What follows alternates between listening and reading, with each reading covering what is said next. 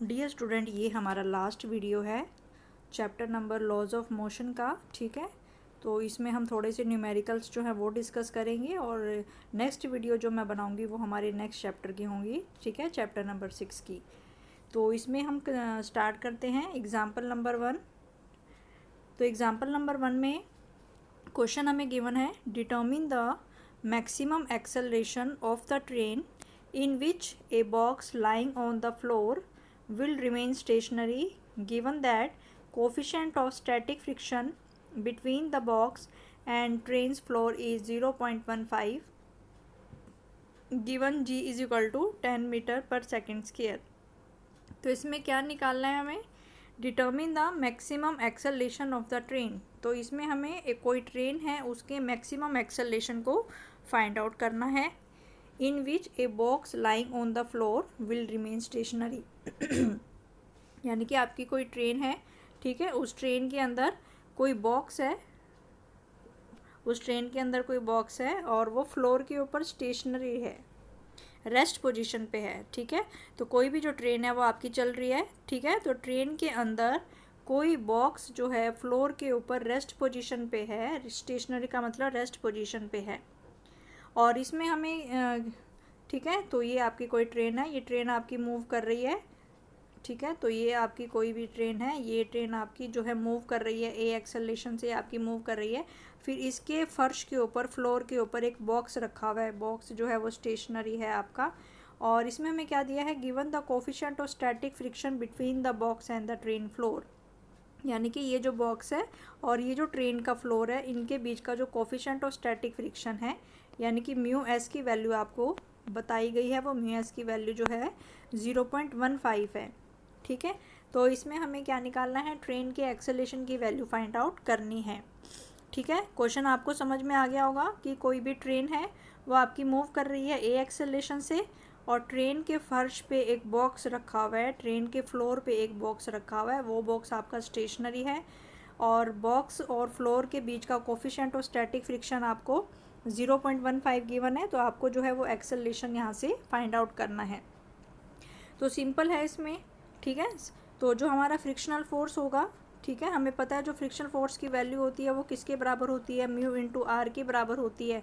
और क्योंकि यहाँ पे बॉक्स आपका स्टेशनरी पोजीशन पे है, तो जो स्टैटिक फ्रिक्शन होगा, जो कोफिशिएंट ऑफ फ्रिक्शन होगा वो आपका कैसा होगा, कोफिशिएंट ऑफ स्टैटिक फ्रिक्शन की वैल्यू होगी इसकी, तो एफ़ की जो वैल्यू होगी that is equal to mu S into R. ठीक है, और हमने जैसे कि ये आपका कोई फ्लोर है, इस पर ये बॉक्स रखा हुआ है।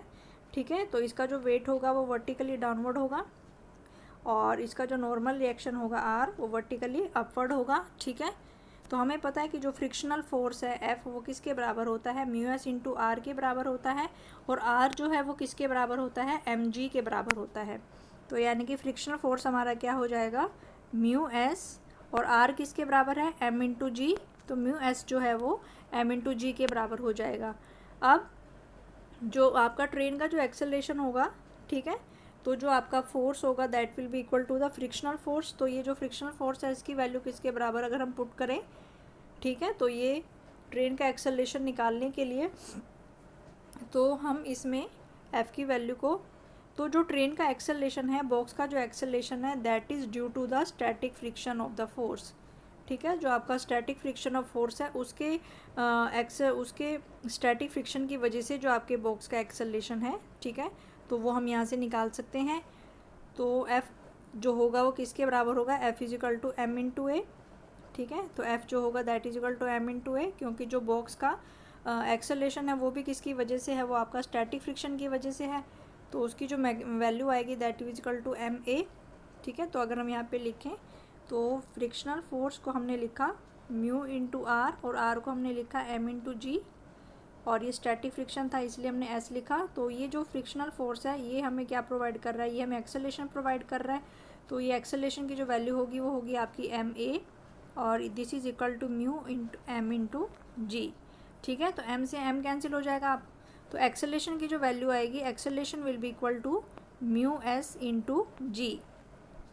ठीक है, तो जो ट्रेन का एक्सेलरेशन होगा वो किसके बराबर होगा, म्यू एस इंटू जी के बराबर। म्यू एस की वैल्यू आपको कितनी दी गई है, 0.15, उसको हमने पुट कर लिया, और जी की वैल्यू है आपकी 10, तो ये हो गया आपका 1.5।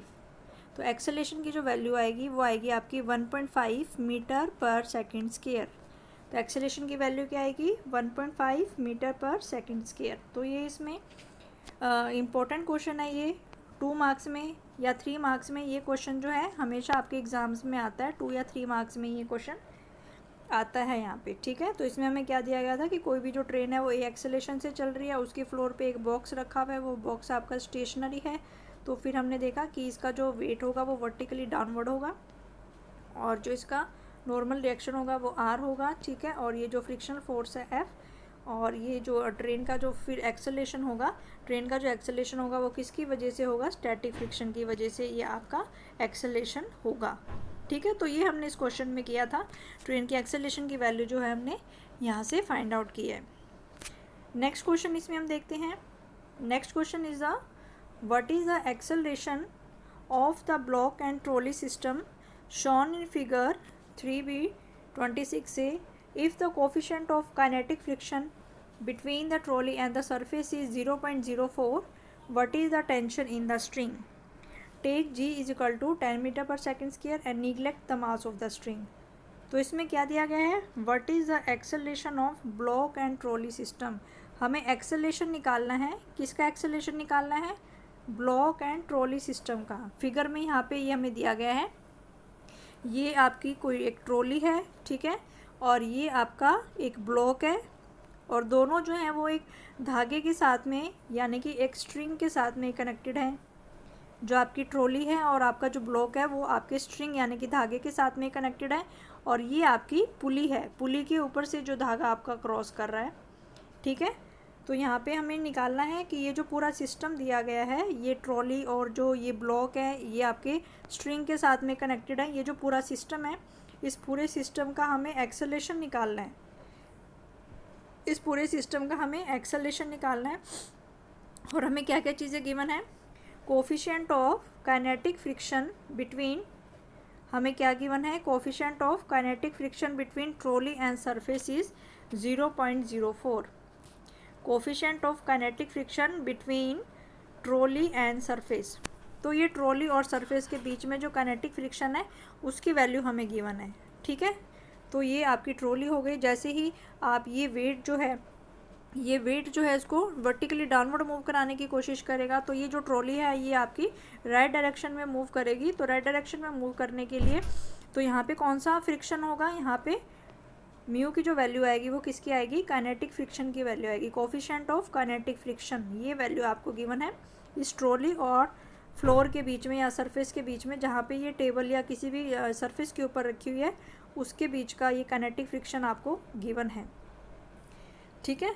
तो ये इसकी वैल्यू हमें गिवन है, म्यू के की वैल्यू हमें कितनी गिवन है, 0.04 गिवन है, ये वैल्यू हमें गिवन है, बस यही एक ही चीज़ ही हमें गिवन है, ठीक है।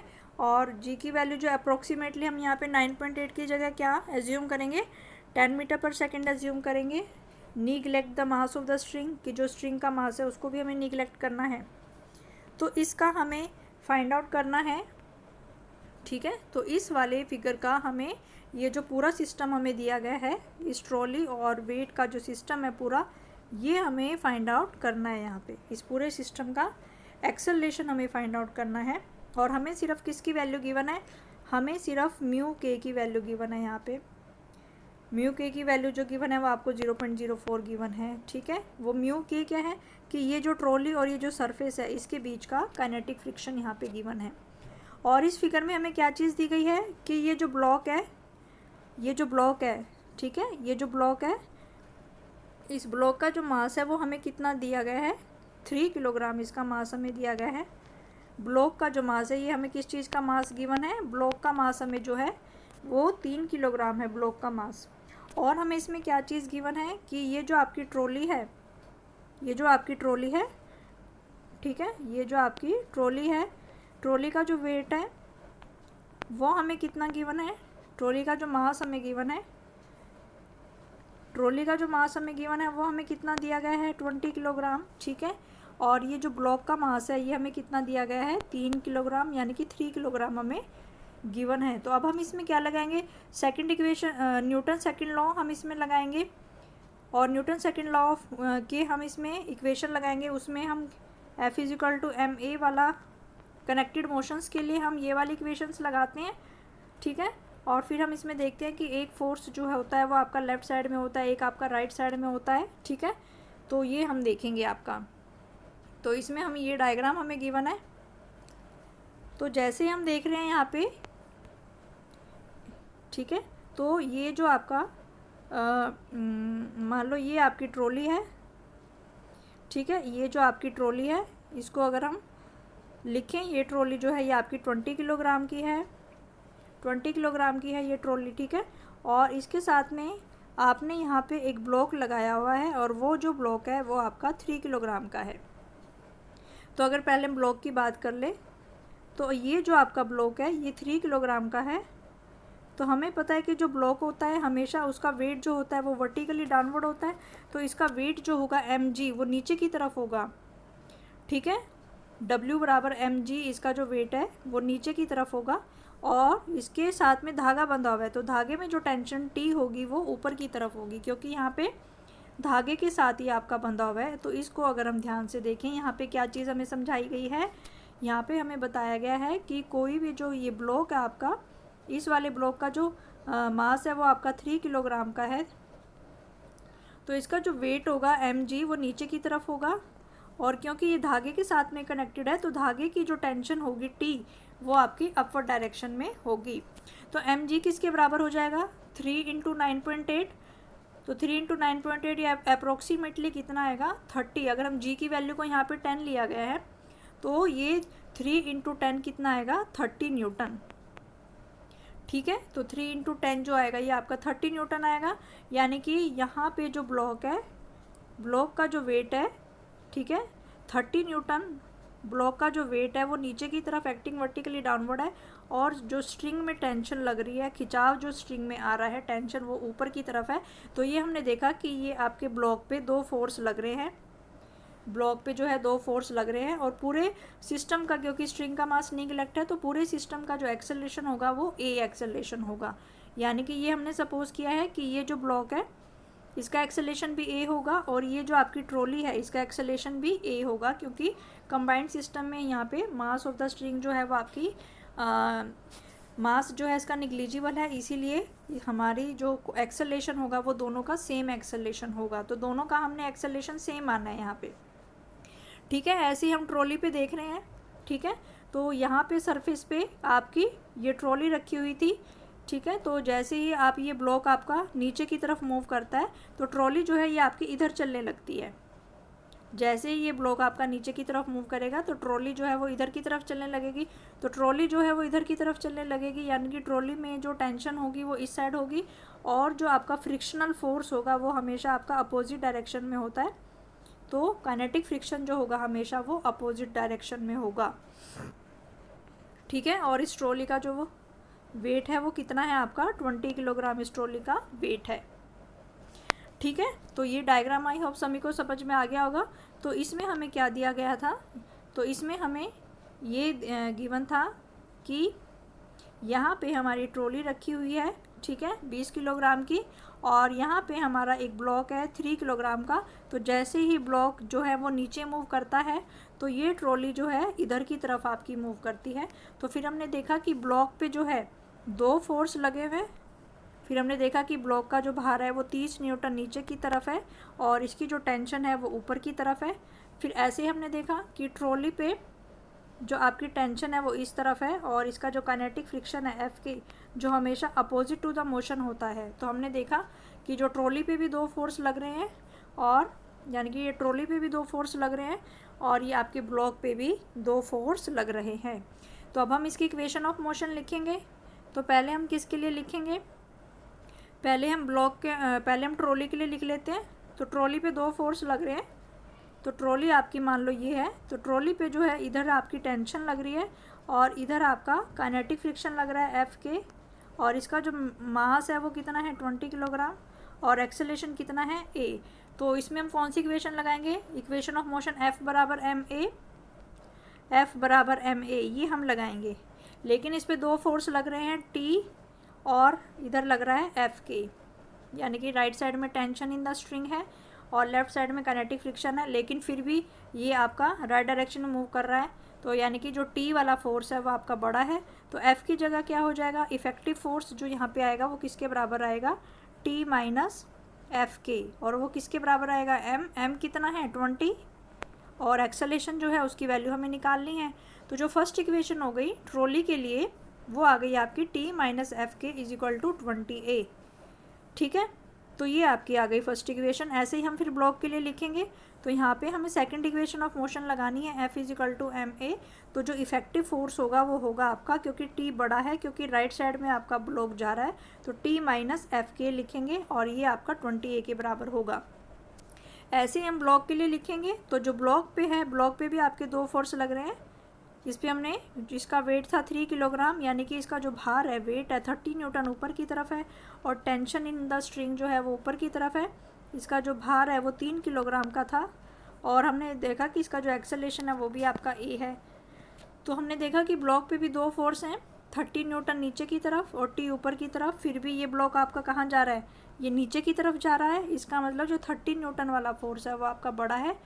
तो एफ बराबर एम ए अगर हमें लिखना है, एफ बराबर एम ए अगर हमें लिखना है, तो एफ किसके बराबर आएगा, 30 माइनस टी के बराबर, क्योंकि इस पर दो फोर्स हैं और 30 वाला बड़ा है और टी वाला ऊपर लग रहा है, तो ये फोर्स आपका हो जाएगा 30 minus T is equal to M A.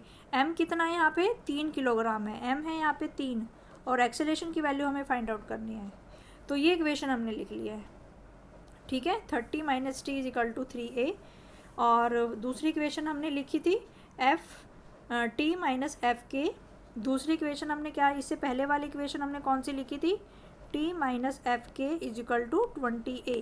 तो ये दो इक्वेशंस हमने निकाल ली। तो इन इक्वेशंस को हम सोल्व कर सकते हैं। तो ये जो काइनेटिक फ्रिक्शन होता है ये किसके बराबर होता है, म्यू इंटू आर के बराबर होता है।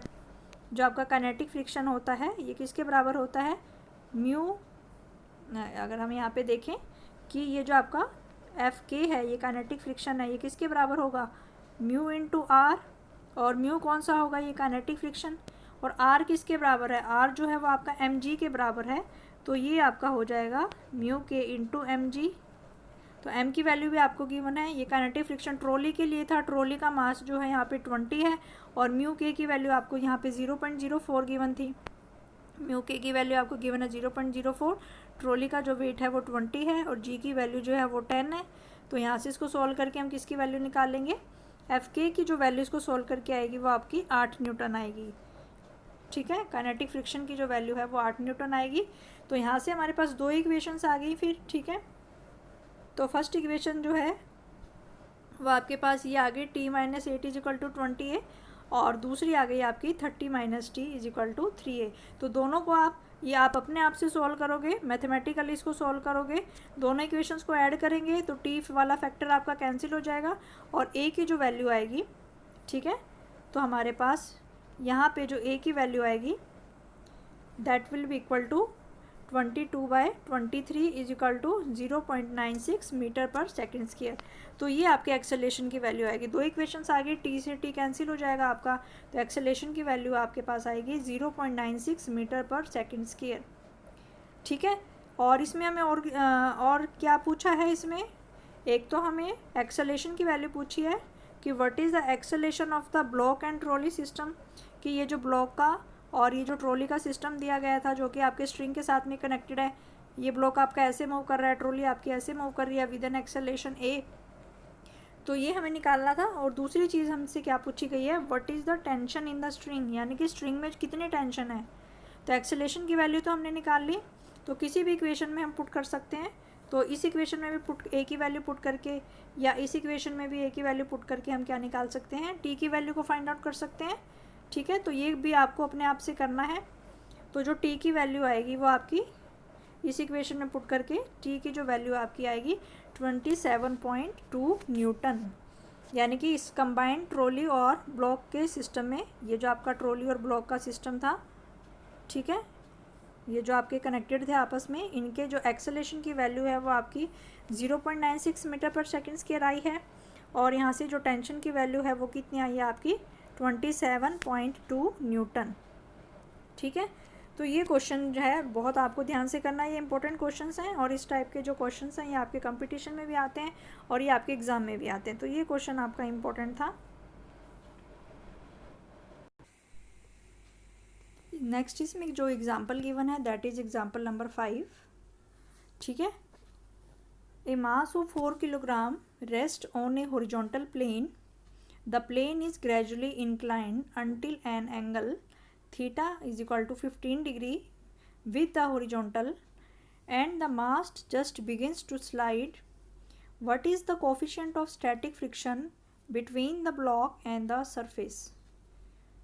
ठीक है, तो इसमें हमसे क्या बोला गया है, इस क्वेश्चन में कहा गया है a mass of 4 kilogram rest on a horizontal plane, यानी कि कोई 4 किलोग्राम का मास है, वो कहाँ पे रखा हुआ है, वो एक हॉरिजॉन्टल प्लेन पे रखा हुआ है।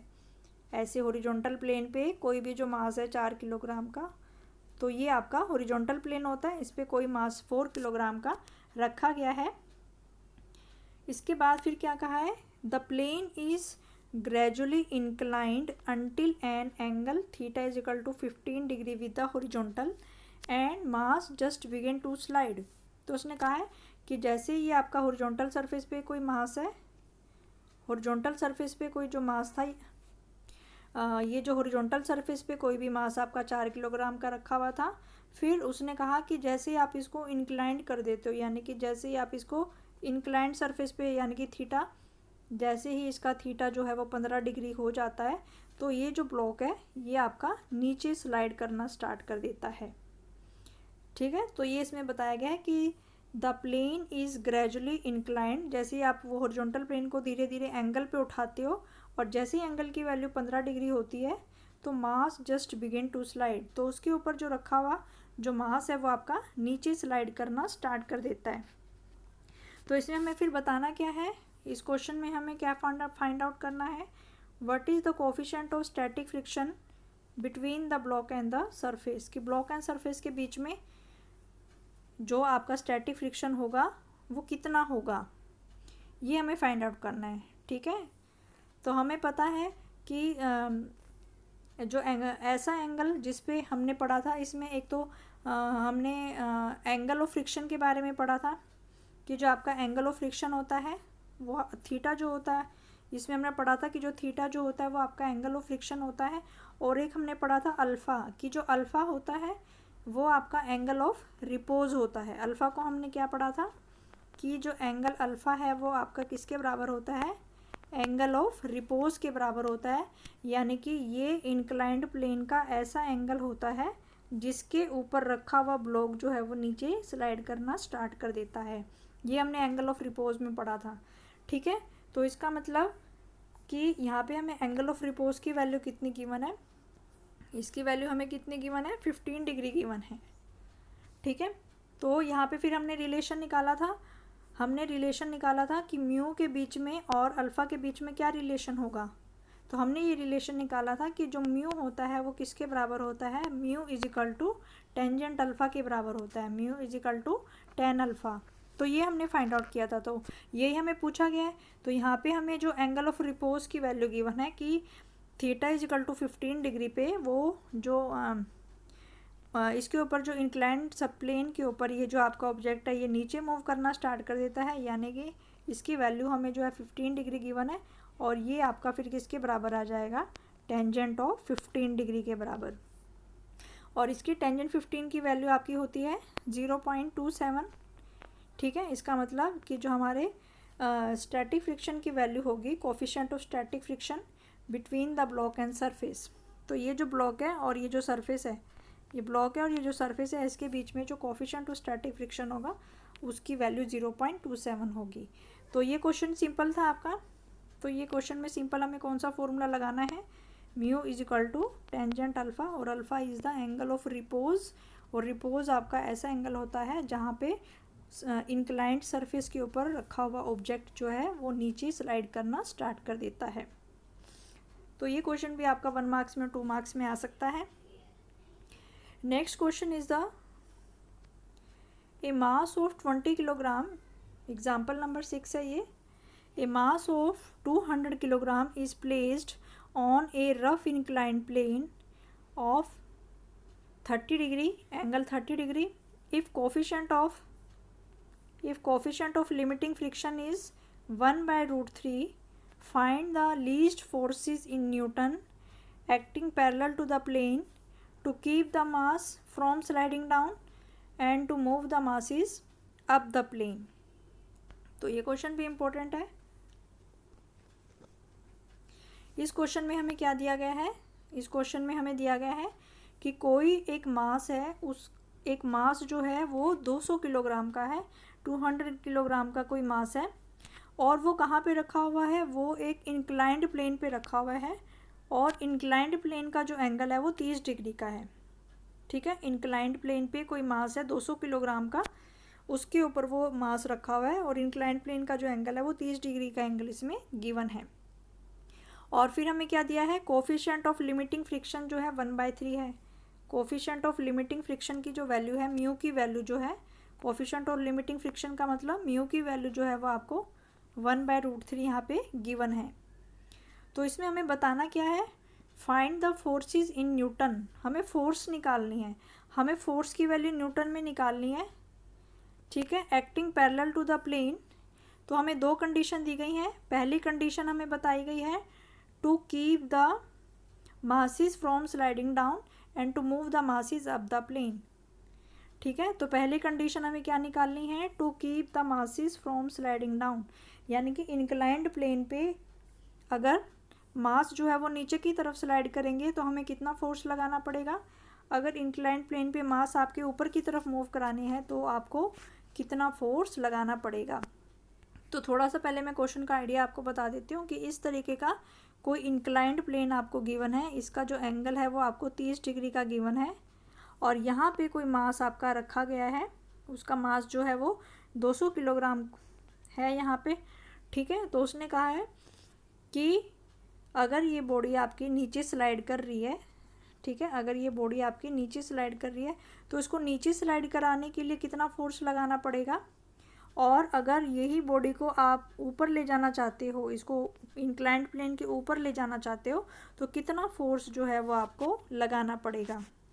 ठीक है, तो अगर बॉडी नीचे स्लाइड कर रही है, नीचे स्लाइड कराने के लिए आपको कितना फोर्स लगाना पड़ेगा. ठीक है, तो इंक्लाइंड प्लेन में बॉडी को नीचे स्लाइड कराने के लिए, इंक्लाइंड प्लेन में बॉडी को नीचे स्लाइड कराने के लिए, ठीक है, तो ये इंक्लाइंड प्लेन में बॉडी को नीचे स्लाइड कराने के लिए आपको कितना फोर्स लगाना पड़ेगा, और बॉडी को ऊपर ले जाने के लिए आपको कितना फोर्स लगाना पड़ेगा. तो ये हमें फाइंड आउट करना है इस क्वेश्चन में. ठीक है, तो इस क्वेश्चन में पहले जो डायग्राम है, ये डायग्राम आपका इम्पोर्टेंट है. ठीक है, तो पहले में हम यहाँ पे डायग्राम देख लेते हैं. तो इस वाले डायग्राम में ये जो गिवन है आपको ऐसे. ठीक है, तो पहली कंडीशन हम कौन सी देख रहे हैं कि अगर बॉडी जो है वो आपकी नीचे की तरफ स्लाइड करेगी, तो इस बॉडी का जो मास है वो m है. ठीक है, और इसका जो वेट होगा वो आपका वर्टिकली डाउनवर्ड होगा mg.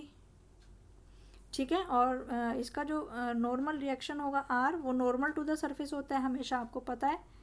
तो ये जो r होगा, ठीक है, फिर आप इसको mg को दो कंपोनेंट्स में तोड़ सकते हो. तो ये वाला जो कंपोनेंट होगा mg का, ये हो जाएगा आपका mg cos थीटा, और ये वाला जो कंपोनेंट होगा ये होगा आपका mg sin थीटा. ठीक है, ये हमने किया हुआ है पहले, और ये जो एंगल होगा ये आपका थीटा होगा. ठीक है, तो यहाँ पे हमारे पास ये जो ब्लॉक था, ब्लॉक आपका इंक्लाइंड प्लेन पे रखा हुआ है, तो इंक्लाइंड प्लेन पे इसका जो मास mg होगा ये वर्टिकली डाउनवर्ड होगा. mg को हमने दो कंपोनेंट में तोड़ लिया, horizontal component mg cos theta और वर्टिकल कंपोनेंट जो है mg sin थीटा. और फिर इस mg cos थीटा की जो नॉर्मल रिएक्शन होगी ये कौन सी होगी? आपकी r, इसकी नॉर्मल रिएक्शन होगी. तो इसमें हम देख रहे हैं कि r किसके बराबर है, इसमें हम देख रहे हैं कि r किसके बराबर है, r जो है वो mg cos थीटा के बराबर है. तो पहली कंडीशन उसने क्या की गई है कि हमें कितना फोर्स लगाना पड़ेगा अगर बॉडी आपकी इंक्लाइंड प्लेन से नीचे जा रही है, डाउन द इंक्लाइंड प्लेन, कि अगर वो इंक्लाइंड प्लेन से नीचे जा रही है, डाउन द इंक्लाइंड प्लेन है, यानी कि बॉडी जो है वो आपकी नीचे जा रही है डाउनवर्ड डायरेक्शन में. तो डाउनवर्ड डायरेक्शन में जा रही है, तो इसका जो फ्रिक्शनल फोर्स होगा वो आपका अपोजिट डायरेक्शन में होगा. फ्रिक्शनल फोर्स जो होगा वो अपोजिट डायरेक्शन में होगा।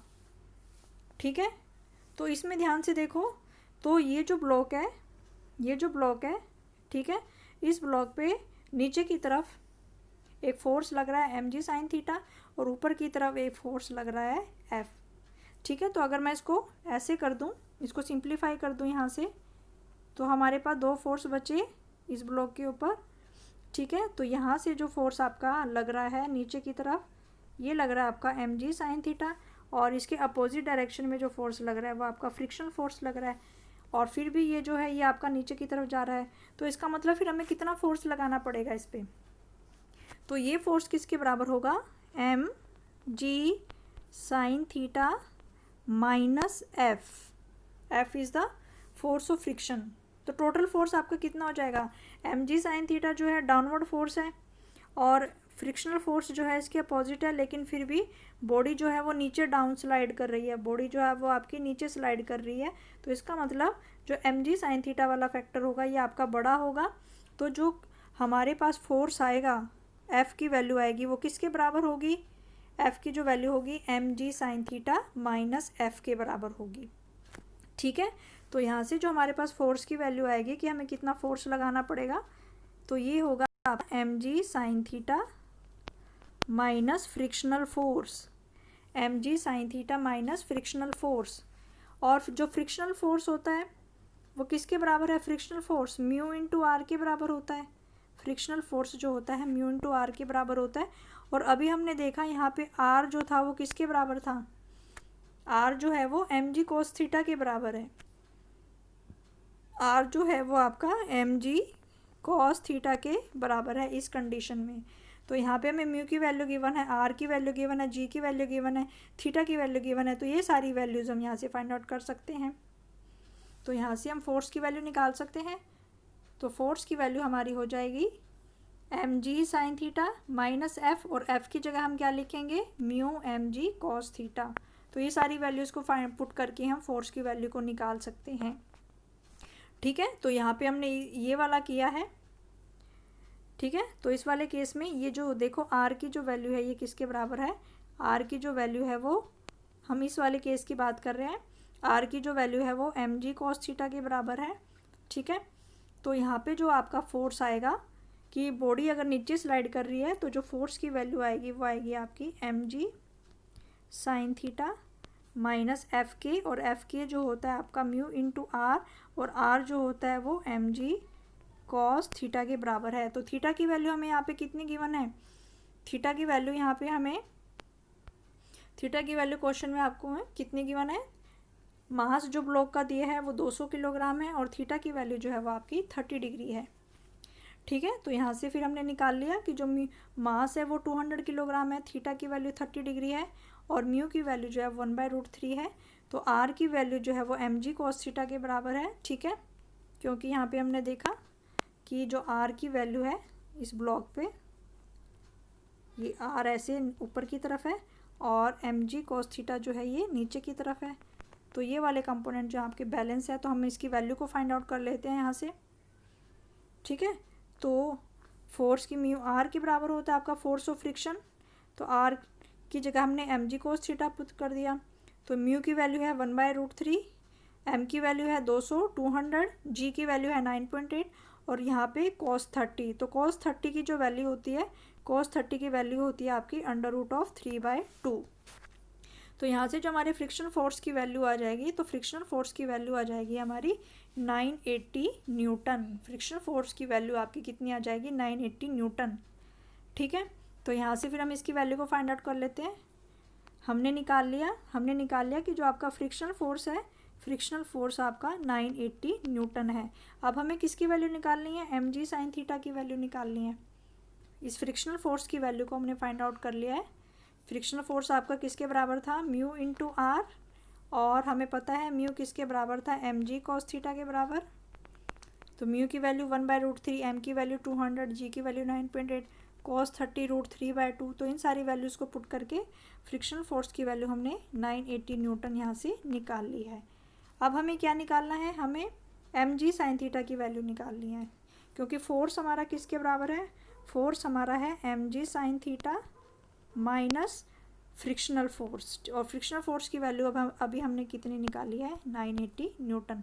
तो अब हमें किसकी वैल्यू निकालनी है, एम जी साइन थीटा की वैल्यू हमें निकालनी है। ठीक है, तो जो एम जी साइन थीटा है उसको हम निकाल लेते हैं। तो एम जी साइन थीटा की वैल्यू, एम की वैल्यू है 200, जी की वैल्यू है 9, साइन 30 की वैल्यू 1/2 होती है। तो ये हमने यहाँ पे पुट कर दी और इसको सॉल्व करके जो आंसर आ गया वो भी कितना आ गया, 980 न्यूटन आ गया।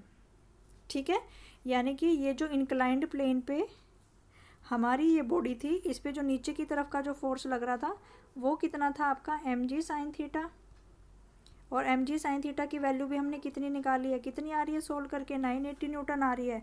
और ऊपर कितना था आपका फ्रिक्शनल फोर्स, और फ्रिक्शनल फोर्स की वैल्यू भी कितनी आ रही है, फ्रिक्शनल फोर्स की भी वैल्यू अभी हमने कितनी निकाली 980 न्यूटन।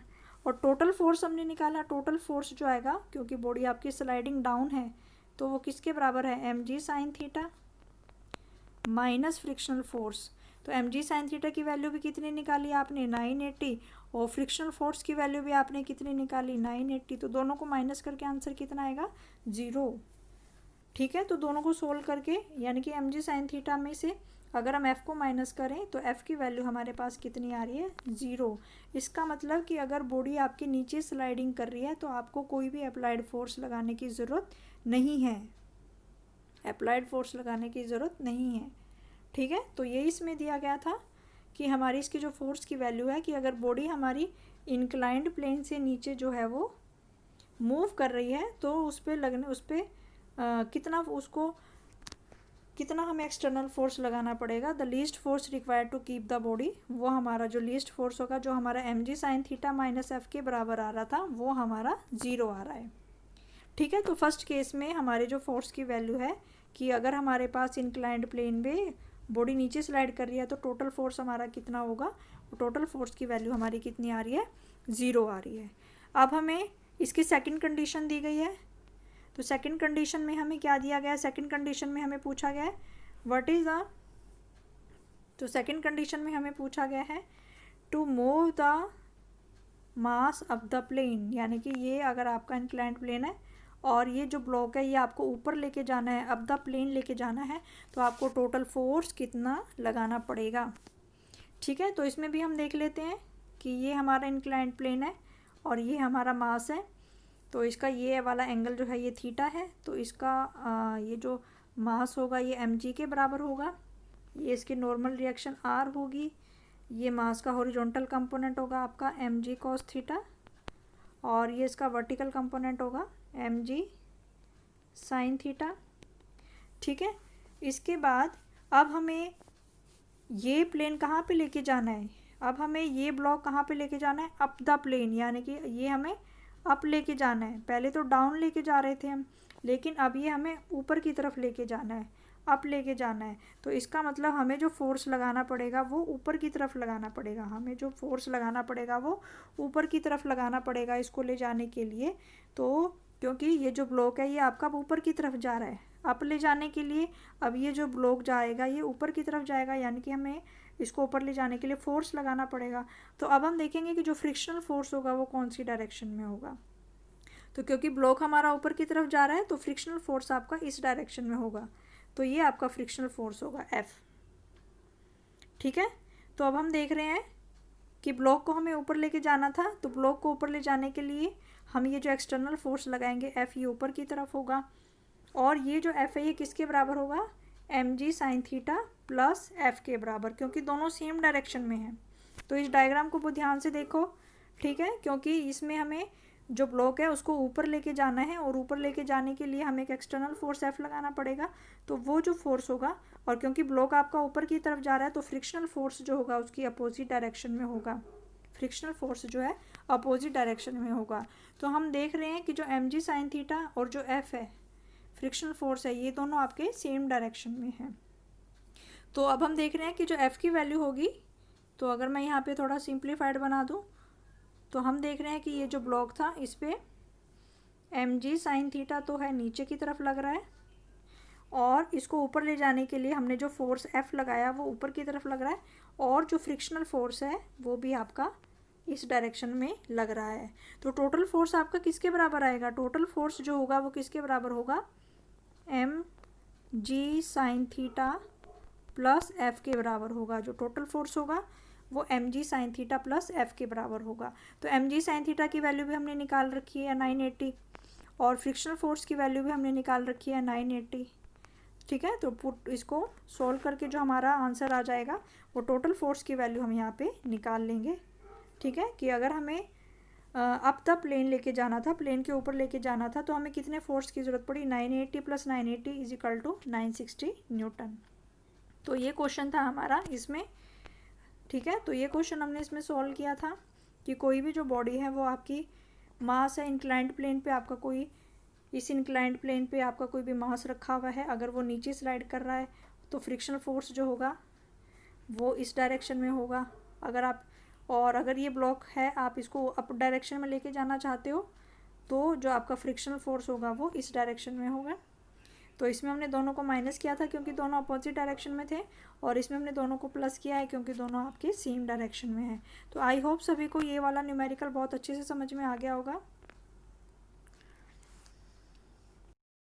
बात ये जो आपको MCQ वगैरह, तो ये वाले नोट्स मैं आपको शेयर कर दूंगी। ठीक है, तो ये सारे जो आपके MCQ के क्वेश्चंस हैं ये सारे आपको अपने आप से डिस्कस करने हैं। इसके बाद ये फिल इन द ब्लैंक्स वाले क्वेश्चंस हैं, तो ये सारे मैंने आपकी रीडिंग के लिए मैं आपको दे रही हूँ। इसके बाद मैं आपको 1 मार्क्स के क्वेश्चन जो हैं ये सारे मैं आपको सेंड करूँगी। ये वीडियो में सारे आपको रीड करने हैं। तो ये सारा आपका असाइनमेंट है कि ये सारे आपको क्वेश्चंस जो हैं अपने आप से करने हैं।